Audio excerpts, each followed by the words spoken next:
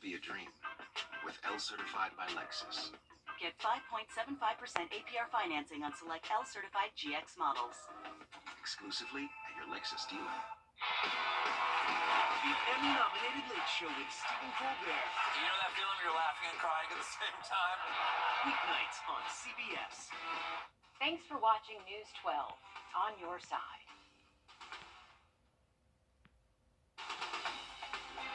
Live from Augusta, you're watching News 12 live at 5. Well, the GHSA State Elite Eight is off to a blazing start. Our sports director, Dan Booth, live in Columbus, and we'll have a full breakdown on how our local teams are doing in just a few minutes. But first, change is on the way for some Columbia County families as the school district begins planning to rezone students for 2 new elementary schools. South Columbia Elementary is set to be closed after this school year, making way for Westmont and North Columbia Elementary schools. Our Nick Dillon is live at the future Westmont Elementary School now. And Nick, walk us through how parents are feeling about these changes. Yeah, well, it's a lot of mixed emotions. On one side, you have a brand new Westmont Elementary. Behind this, going to be welcoming students next year. But on the other side, with South Columbia closing its doors, those kids are going to have to say goodbye. And with what's happening, the county says it needs to redraw the school line, sending kids from 5 elementary schools to new areas, including the new Westmont Elementary. Middle and high school lines are also being looked at. Right now, Amy Munn's kids have to travel 30 minutes to Harlem every day. The possible new change, move her kids to Greenbrier, which is only 10 minutes away. Days where they have to be down at the end of my dark driveway at 5:50 in the morning just to catch the bus, and they're the first ones to get picked up. And I believe the last ones to get dropped off because we are on the outskirts of, we are not even in Harlem. We're in Appling and we're on the dam, so we're on the outskirts of town. And we'll have exactly who goes where on our website, so go check that out. And coming up all new on News 12 at 6 o'clock, we'll have more on the rezoning and hear from a parent this is their second time in over 3 years of having to move schools because of rezoning.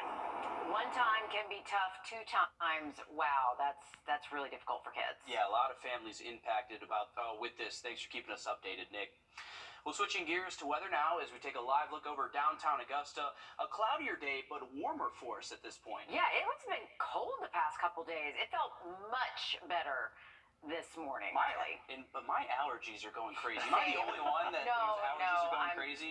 Mine it's too. the season change, right, Riley? Yeah, and honestly, it's been fairly dry over the last couple of weeks, so whenever we get rain, it just kind of helps wash all that stuff out of the air, and we just haven't seen a ton of that lately. So unfortunately, not great for allergy sufferers, but we have seen that cloud cover move in, so taking away a lot of sunshine that we've seen over the past few days. Here's a live look at our visible satellite. You can see this is all thanks to just kind of this onshore flow off the Atlantic, so bringing us some upper level moisture, but luckily not producing any rainfall for us. So looking dry if you are heading out this evening. Temperatures did get up to 80 in a few spots. We have seen those cool off a couple degrees though now that we're getting closer to sunset. Most locations anywhere from the mid to upper 70s at the moment. Currently 76 there at Bushfield, Danielfield, just a degree warmer at 77. You can see the same thing in Martinez, Grovetown, and currently Fort Gordon's at 78 alongside Evans.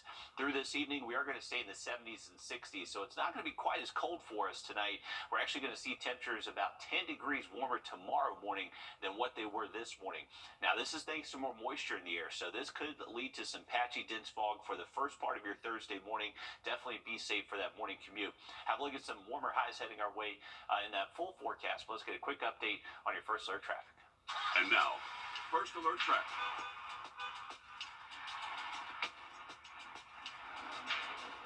All right, a live look at I-20 Riverwatch Parkway, and luckily not too much traffic going on right now, so looking good if you are crossing the state line. Riverwatch Parkway, busy for this time of day, but not too unusual than what you usually see.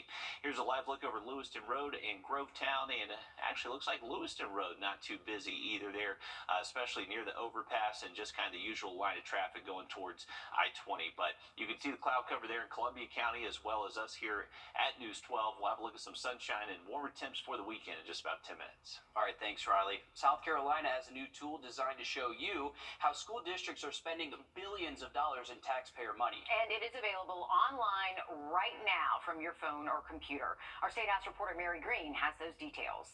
In last year's budget, lawmakers implemented a new formula that simplifies how schools are funded.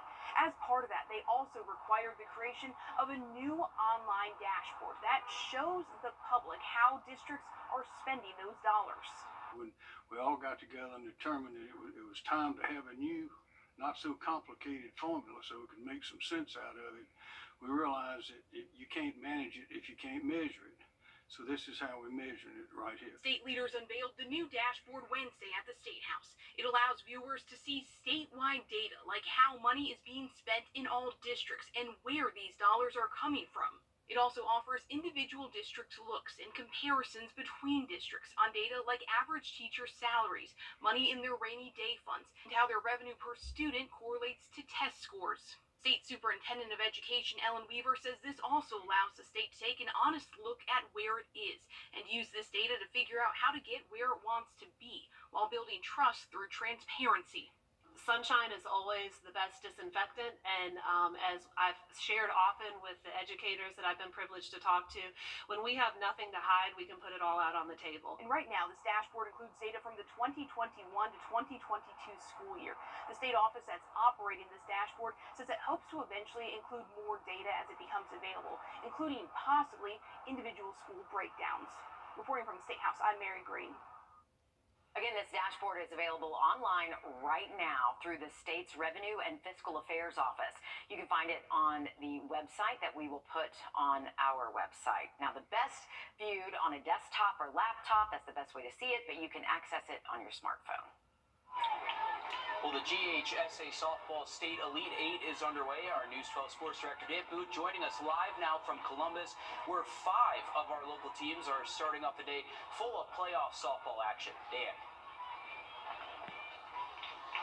Meredith and Will, not 1, not 2, but as you mentioned, 5 of our local teams are here in Columbus and hit the diamond today, hoping to become one step closer to winning a state championship and bringing it home to the CSRA. Now, this atmosphere here is incredible. I'm currently inside of the stadium right now. There are 8 other softball fields all around this complex, and it has been an emotional roller coaster for everyone, including our local teams. And our first game of the day was no exception. Glasscock County ended up taking a 2-0 lead on 2 solo home runs into the 7th, but then they gave up both of those runs and ended up falling to Wilcox County 3-2 in heartbreaking fashion. They'll be back at it tomorrow against Bowden at 5 o'clock. In Class 6A, the Grovetown Warriors, who are making their first appearance in Columbus in school history, they ended up having a tough time at the plate today because Noonan's pitcher, Matty Veal, threw a no-hitter through 6 2/3 against the Warriors and helping her team, Noonan, end up beating Grovetown 3-0. It was a tough time out for Grovetown, but they'll be back at it as well tomorrow at 7 o'clock. Now in 3A, Harlem, after a really slow start, it just continued to have a ripple effect throughout the rest of that game. They ended up losing 9-0 to Gordon Lee, a team that is one of the favorites coming in here to be able to win Class 3A and take home the state title. Harlem, once again, will be back at it tomorrow at 5 o'clock. Washington Wilkes, making their first appearance in Columbus in 29 years, was on fire at the plate today. They beat Telfair County 9-1, and leading the way, Allie Hookey is their senior pitcher. She has over 200 strikeouts on the season and over 450 in her career. She was a monster in the circle all day long and really helped propel the Lady Tigers to victory in Class 1A Division 2. Our final game of the day wrapped up just moments ago, and Emmanuel County ended up losing to Georgia Military College 5-4 on a walk-off hit by Georgia Military College. It was a heartbreaking loss once again.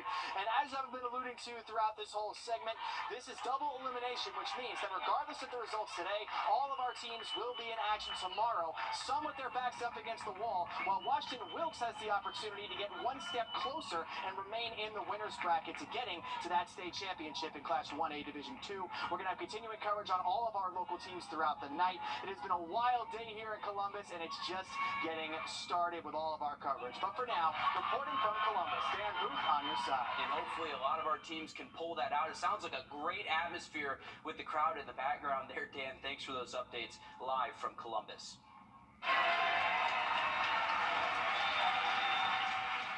A standing ovation in the House of Representatives today. After more than 3 weeks without a House Speaker, Republican Mike Johnson of Louisiana is elected Speaker of the House.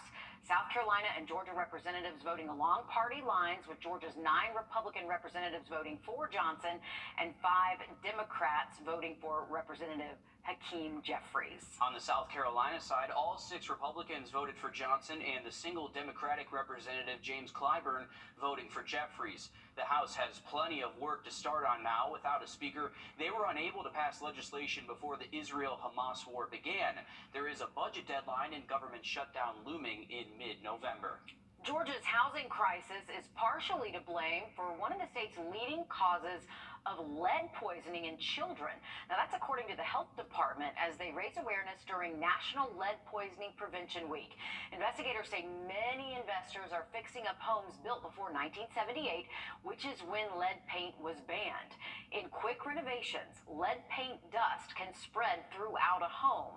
But that's not the only way children are being exposed to lead. Something else that we see, especially in South Georgia, in a lot of rural communities in particular, ammunition has a lot of lead content. So a lot of families go hunting together. A lot of fathers may go hunting, get that gunpowder or lead dust on their clothing and kind of bring it home to their children.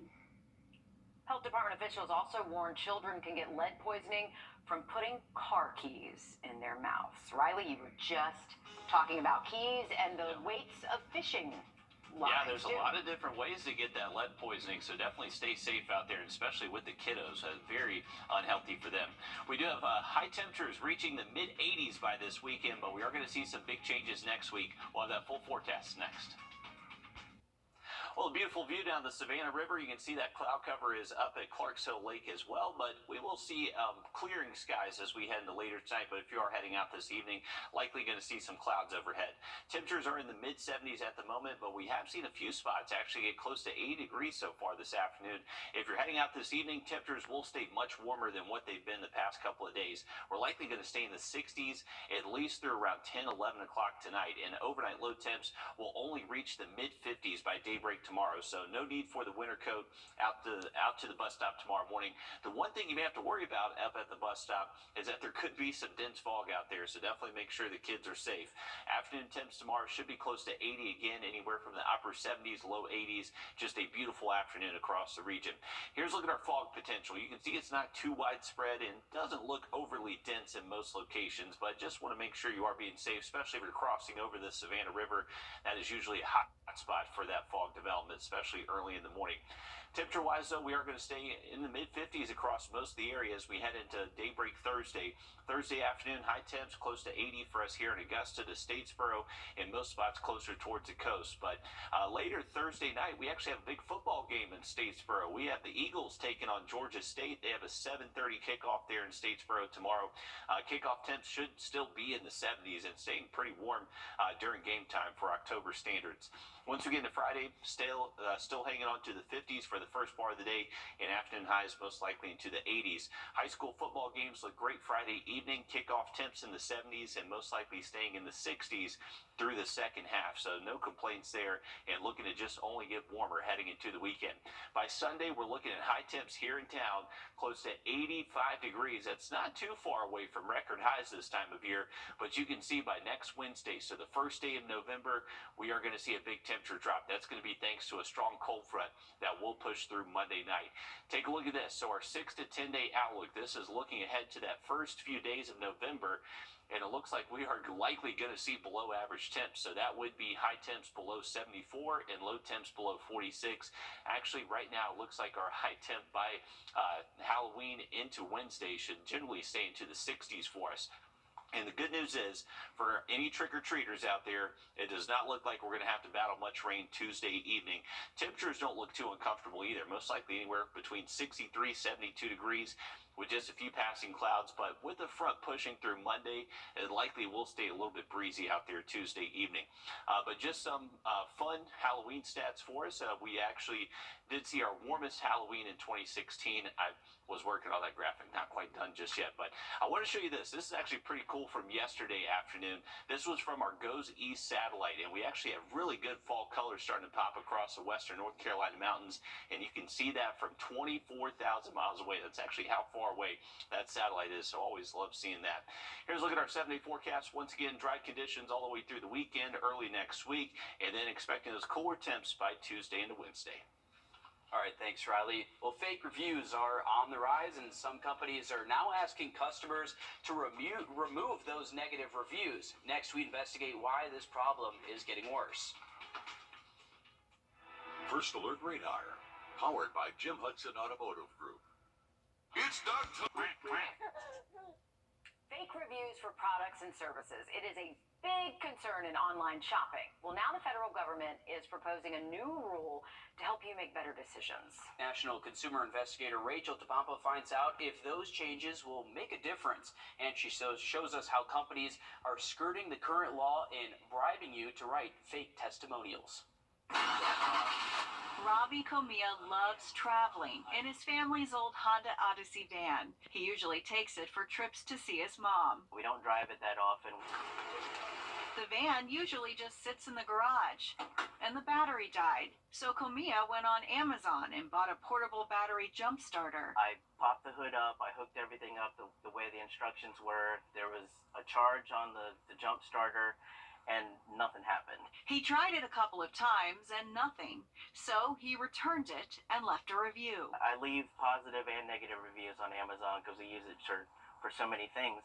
He called his review worthless piece of, writing absolute trash, returned for refund. The company sent him an email apologizing for his experience and offering several solutions, including a $50 Amazon gift card if he would consider, quote, helping us to delete the review. I mean, at first it just felt strange, but then the more I thought about it, I was like, this is kind of like a bribe because you're asking me to, not really lie about your product, but to withhold information that could have been helping somebody else. Robbie is not alone. Over the last year, we've uncovered the problems created by fake online reviews, which are illegal. We alerted tech giants to the social media groups dedicated to buying and selling phony reviews. Many of those groups pulled because of our investigation. And now, if you search fake reviews on Facebook, you get this warning message telling you that term is, quote, sometimes associated with fraudulent activity, which isn't allowed on Facebook. According to a study by internet marketing service Wrdw, 90% of consumers use reviews before buying. 66% say fake reviews are a major problem. And take a look at this. A 2019 study by Wrdw found even the slightest increase in a star rating can cause a 25% gain in customer engagement for a product. And there's a new way scammers are now trying to pad reviews for companies. People all across the country are getting surprise packages they didn't order from Amazon and other sellers. The Better Business Bureau calls this a brushing scam, and it means someone's gotten a hold of your address and they're sending the package to create a verified purchase. It's going to be a free something. You're going to open it, and yes, by law, you can keep that free gift. But what this is really doing is cheating the online review system. The scammers post a fake positive review to improve a product's rating, which means more sales. The Federal Trade Commission is asking the public to weigh in on its new rule, cracking down on inauthentic reviews. It would ban writing fake reviews, paying for reviews, concealing honest reviews, and other deceptive practices. If the rule was implemented, we would be able to seek civil penalties of up to $50,000 per violation of the rule. Robbie Comia's Honda Odyssey is on the road again. He ended up buying a different jump starter, and he ultimately ignored the email from the company offering a $50 Amazon gift card, and he never took down the review. Rachel DePompa, on your side. Now, Amazon says in 2022 it blocked more than 200 million suspected fake reviews. In a statement, the company told our team, quote, "We have zero tolerance for fake reviews and want Amazon customers to shop with confidence knowing that the reviews that they see are authentic and trustworthy." Riley? All right, so I have the graphic ready to go.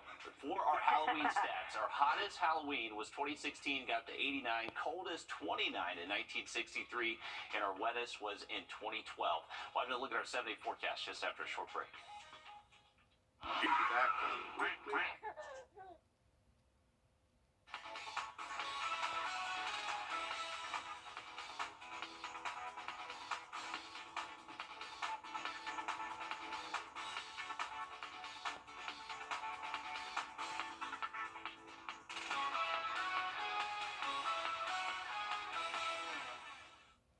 Well, checking out our fall color again in the upstate and across portions of North Georgia. You can see our UNG Dahlonega camera there showing a beautiful view over the campus. And then our Greenville ETV camera, just definitely a beautiful view looking towards the Smokies. And we definitely are noticing some color change up there. And even around here, this is actually our tree line around our Beach Island Tower. And you can definitely see some of that fall color start to pop in the treetops. So it is that time of year, folks. But temperatures aren't really showing what the calendar says. We actually are looking at highs above average again this afternoon, currently in the mid-70s, but we're talking highs in the 80s for the rest of the weekend, potentially within a couple degrees of records. Now, Thursday afternoon, we should see high temps, most likely upper 70s to low 80s, staying nice and dry. Any evening plans you may have. Same thing Friday, not really going to change up our forecast too much until the weekend. By the weekend, that's when our high temps do reach the mid-80s, and then we do see that cool down by the middle of next week. All right, thanks, Riley. Stick with us. We have more news, weather, and sports coming up after a short break as News 12 Live at 5 continues. They say patience